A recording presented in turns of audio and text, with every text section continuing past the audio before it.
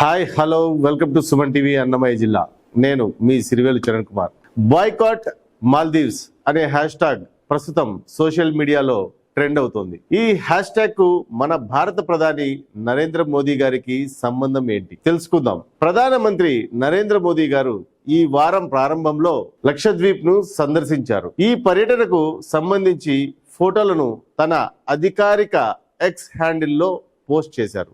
ఈ ఫోటోలను షేర్ చేస్తూ సాహసం ఇష్టపడే ఎవరైనా ఖచ్చితంగా లక్షద్వీప్ చూడాలి అని మోదీ గారు వ్యాఖ్యలు చేశారు. ఈ ఫోటోలను షేర్ చేసిన తరువాత లక్షద్వీప్ కు ఫుల్ క్రేజ్ పెరిగింది. అదే మాల్దీవ్స్ ప్రభుత్వంలో కొంతమందికి ఇబ్బందిగా మారింది. మాల్దీవ్స్ ప్రభుత్వంలో ముగ్గురు మినిస్టర్స్ చేసిన ట్వీట్స్ ఇప్పుడు హాట్ టాపిక్ గా మారాయి. మొదట జహీద్ రమీజ్ అనే మాల్దీవ్స్ మినిస్టర్ ఇండియాను లక్షద్వీప్ ను కించపరిచేలా ట్వీట్ చేశాడు.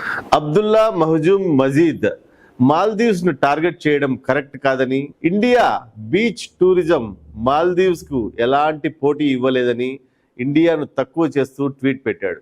ఇక మరొక మినిస్టర్ మరియం ఏకంగా మోడీ గారినే టార్గెట్ చేసింది.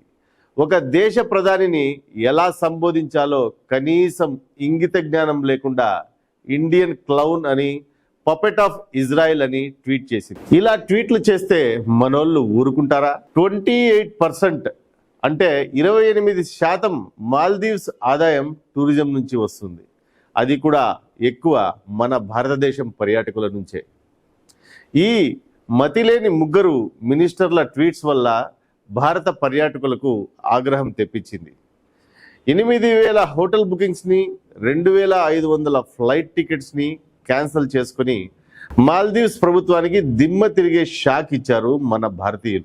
మనిషికైనా దేశానికైనా నీతి అనేది ఉండాలి. చేసిన సాయం మర్చిపోకూడదు. పోయిన సంవత్సరం 20 లక్షల మంది మన భారతీయులు మాల్దీవ్స్ ని విజిట్ చేశారు. అంటే అర్థం చేసుకోండి, అది కూడా మన భారతీయుల పర్యటన మీద ఎంత ఆదాయం మాల్దీవ్స్ కి వచ్చి ఉంటుందో. మాల్దీవ్స్ కు అవసరమైన మేజర్ ఎసెన్షియల్ ఐటమ్స్ అంటే నిత్యావసరాలు అయిన పళ్ళు, కూరగాయలు, చక్కెర, బిస్కెట్, ఐరన్, స్టీల్, పర్ఫ్యూమ్ ఇలాంటి ఎన్నో నిత్యావసర వస్తువులను మన భారతదేశం మాల్దీవ్స్ కు ఎక్స్పోర్ట్ చేస్తోంది. ఇవే కాకుండా ఎన్నో వాళ్లకు అవసరమైన వస్తువులన్నీ మన దేశం నుంచే ఎక్స్పోర్ట్ అవుతాయి. చైనా డెబిట్ ట్రాప్ లో పడిన మాల్దీవ్స్ పర్యాటక రంగాన్ని అడ్డు పెట్టుకుని భారత్ ని గెలుద్దాం అనుకుంటే అంతకంటే పిచ్చి పని ఉండదు. ఎందుకంటే మాల్దీవ్స్ కి ఆల్టర్నేటివ్ గా లక్షద్వీప్ ఉందని ఆల్రెడీ ప్రూవ్ అయింది. మోడీ గారు ఫోటోలు షేర్ చేసిన తర్వాత లక్షద్వీప్ టాప్ లో ట్రెండింగ్ అవుతుంది.